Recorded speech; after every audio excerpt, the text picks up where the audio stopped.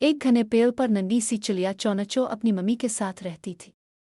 दरख्त हरा भरा था जहाँ हर तरफ परिंदे चहचहाते, लेकिन चौनचो दिन भर शाख पर बैठी रहती और आसमान को तकती। मम्मी चिड़िया रोज कहती, बेटी अब वक्त है वड़ने का, सब बच्चे वड़ चुके हैं, तुम भी जा सकती हो।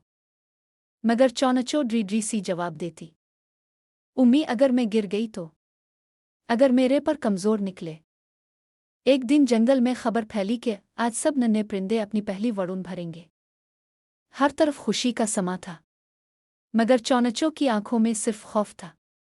मोटो उल्लू जो हमेशा दूसरों का मजाक अलिफाड़ता था, दरख्त पर आकर बोला, हा हा हा, ये चौनचो, ये वड़ेगी, ये तो शाख से नीचे देखते ही कांप जाती है।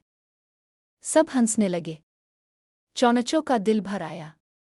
वो खामोशी से एक कोने में जा बैठी। रात को मम्मी चिड़िया इसके पास आई, इसके सर पर हाथ रखा और कहा, हौसला कमजोर हो जाए तो पर भी साथ छोड़ देते हैं, लेकिन अगर दिल में यकीन हो तो हुआ भी सहारा देती है। अगली सुबह चौनचो की सहेली चुन चुन गुलहरी आई। इसके हाथ में एक नन्हा सा सब्ज पत्ता था।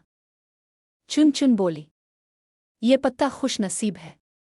दादा कौआ कहते हैं, जिसके पास ये हो इसे जमीन नहीं गिराती। चौनचो ने कांपते हाथों से पत्ता लिया, आंखें बंद कीं और पहली बार खुद से शाख के किनारे आई। नीचे खाइयां, सामने दरख्त और ऊपर नीला आसमान। क्या मैं वाकई वड़ सकती हूँ? इसने दिल में सोचा, फिर एक गहरी सांस ली और छलांग लगा दी। पहले वो नीचे गिरी, लेकिन फिर उसके पर हिलने लगे। हुआ ने इसे थाम लिया और फिर वड़ रही थी।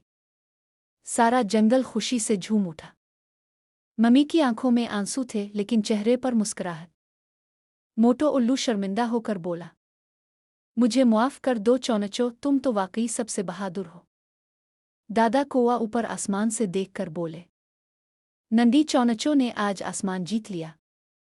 चौनचो हुआ में झूम कर बोली, पर तो सबके होते हैं, वार्ता वही है जो यकीन से भर जाए।